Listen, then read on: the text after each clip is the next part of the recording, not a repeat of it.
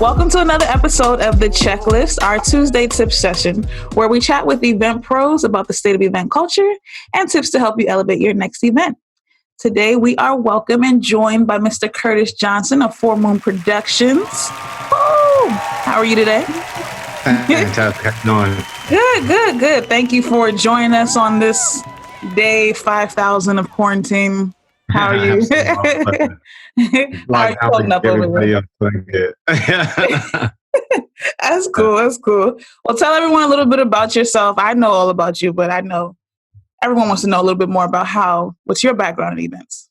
Sure. So I got started in events in 2001. As you mentioned earlier, delivering equipment, driving trucks for Encore Productions in Las Vegas, Nevada.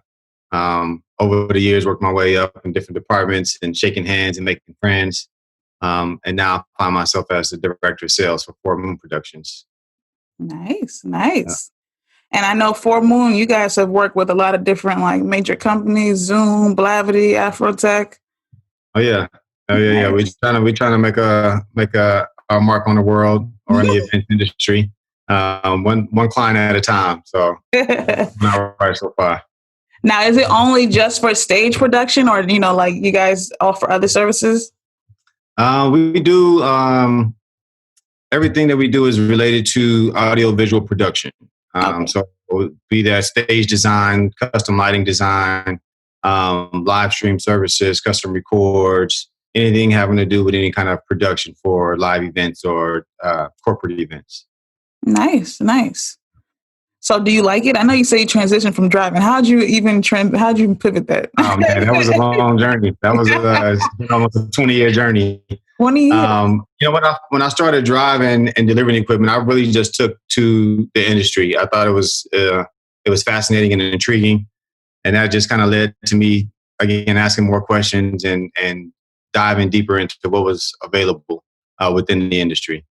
Okay. And then as my current position, I was pretty much recruited into this position, just having, I guess, a gift of gab, as they say, and dealing with the clients. JT, the owner of Four Moon, noticed that, and here I am.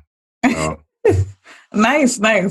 Now, I know, you listed a lot of these major conferences and stuff, but do you guys work with a wide range, or is it specifically the large scale, type of events? No, and it's funny you say that because I just had a client recently say that they were going to reach out to me for something, didn't think it would be worth our time. That's not the case, man. If you need a microphone, intimidated. You named Afrotech. Yeah. I don't know if we're too small. No, man, we do from everything from the smallest to the biggest and everything in between. So if there's a need for production services, by all means, please reach out. Okay, cool. So, in the midst of everything, I must ask, what is your take on, coronavirus and how it's affected the events industry? I'm flabbergasted just like everybody else. Yes. Man, it's I feel like it was literally just a couple weeks ago. We were in San Francisco doing an event. Shortly after that, the world was shut down. So it's crazy. It is really crazy, man. But you know what? We're humans, and we are the best at adjusting and adapting to new situations and new environments. So, I'm one of those eternal optimists. I know that eventually everything's going to work out and we'll get back to a new normal, But this is the time for innovation. This is the time for collaboration, the time to, read those books you were trying to or needing to read and making those connections and reaching out to people who are all sitting at home right now. So when we do come out of this, everybody's like, that much better for it. All right. No, definitely. So with all that being said, and I know you guys, you seem more like on the hands-on side. How have you guys pivoted, if at all, during this period? What are you doing to stay afloat with the company? It's tough. I'll give you that, man. It's tough because nobody really knows what the day-to-day brings. We're supposed to be quarantined for 2 weeks. 2 weeks turn into 4 weeks, and 4 weeks might turn into something else. So at this point, we are producing virtual events. similar to what Zoom is doing and some of these other platforms and WebEx and, whatever, all these other virtual platforms out there, but taking that and making it more of a custom production. Be that recording this events, pre-recording, and then editing everything down and then pushing it out to a virtual platform. Just letting clients know that there's still options out there. You still want to have, conferences and events. There's still options for you out there available. Interesting. So now that's available to everybody though, like in regards to doing the virtual production. Okay. Absolutely. And I think it's there's a lot more to consider now because it's all brand new. Yeah. Like everything else. So there's different obstacles that you have to address with an online event versus a live event, obviously. Making sure that your presenters don't have 1 hour keynotes. That's probably not going to fly online like it would on a real stage. Right. Cleaning some things up and making some small adjustments to make everything fit within this new space. I think that's our pivot plans at the moment. Now, was that like immediate, or it took you some time to think about that? Like, how quickly did you guys respond? We're in a digital age. So we've already been doing these virtual events prior to COVID-19 shutting the world down, but just not on this large of a scale. It was always, you look at things like YouTube and WebEx and Microsoft Teams and all of these platforms are already in place. People just weren't using them as heavily as they are now. All right. Now, do you think it'll be kind of oversaturated? I mean, being that this is like almost our only means of even trying to do an event now, but what's your take on so many people doing too many of these, virtual events and webinars and conferences? That's a good question. I think people will gravitate to what pertains to them. I had no idea how many conferences and conventions there were, until I started to really get into the industry. And there is a conference for everything you can think of, man. I just put a bid in recently for the National Barbie Doll Collectors Conference. There's a whole conference for people who collect Barbie dolls. Like it's nuts, man. So the same thing with the virtual events. I think there's going to be thousands of virtual events available, and you will gravitate and join up with whatever interests you at the time, I guess. So I don't think it's going to be oversaturated. I think it'll be, just the same as it's the new normal, if you will. Interesting. So do you think you're saying basically we can adapt this into our future, or what would you say? Absolutely. I don't think virtual events are here to stay. Yeah. So even as we start to get back to gathering in real life, the virtual aspect of these meetings and events, I think it's here to stay. Yeah, I know. Have those people who don't want to travel. There's going to be a lot of people who are reluctant, especially in those beginning days, to come out and gather in a large room of people.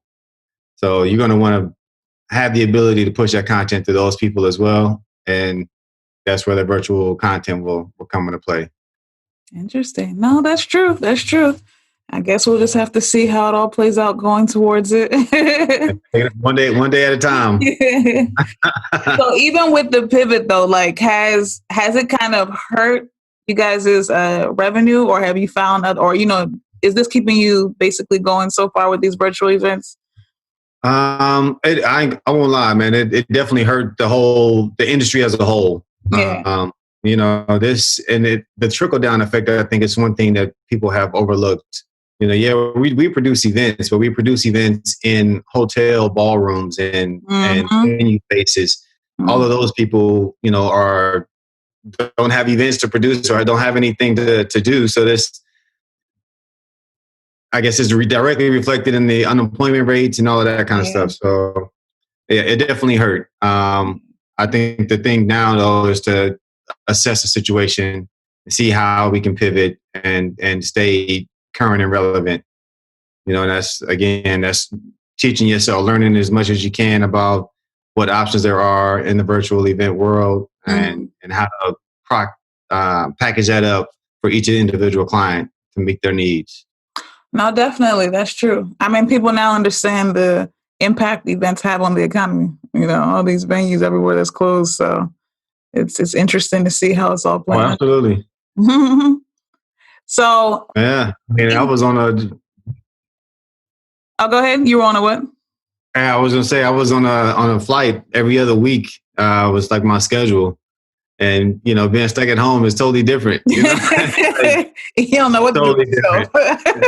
different. Yeah. Suitcases over there collecting dust, man. It's definitely different. So the minute we good, you going on the next flight out, just going somewhere? Yeah, man.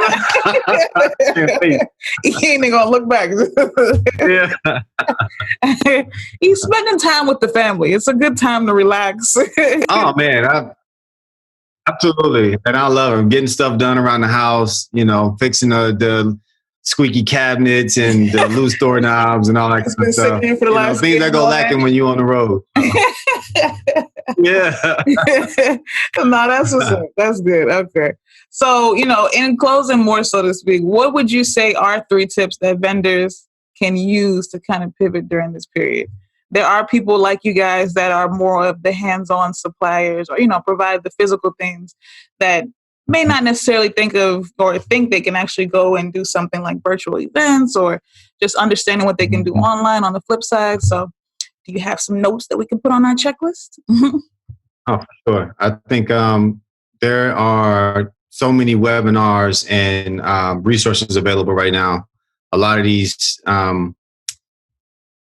people are giving this stuff away for free right now because they realize everybody's in the same situation. So first tip is to educate yourself. Learn as much as you can about what you're currently doing and how you can think outside the box and maybe, you know, do something different to keep yourself current and relevant in these current days. Along with that, collaborate. You know, I think we're going to see a lot of unusual collaborations come out of this because people once again are thinking outside the box. How do I, you know, I need to tap into something else so I can make sure that when we do come out of this, I'm, you know, ahead of the curve, so to speak. Right.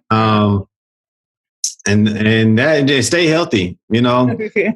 Again, the whole world is on pause. You know, this is such a great time for people to get active and to, you know, focus on your mental health, focus on your physical health. Like you said, spend time with the family and relax a little bit. You know, things are going to work out, and when they do, you don't want to come out of this stressed out or 10 pounds heavier or whatever. You know, so stay healthy, stay mindful, and stay focused. And when everything is said and done and the dust settles, you'll be ready to go. Good. Are you following your own advice? You doing everything? I am, man. I've been running. Good. I hate running. Running is my least favorite exercise, but I've been running.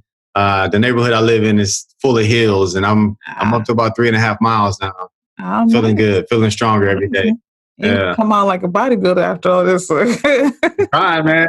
Yeah, I'm training for the zombie apocalypse. Just in case things go left, man. I want to be ready. No problem. Well, thank you so much for taking time to talk with us today. It's truly been a pleasure. Definitely make sure you guys take notes for what he told us about putting on our checklist for your next event. And where can we find you before we go? Where can we follow you? You guys can reach me at on my email address is Curt@4moon.com, FOURMOON.com. I'm on LinkedIn at Curt Johnson 402. And other than that, I'll see you in the next at the next event. Yes, we'll see you at the next event. Have a good one. You too. Thank you. Peace.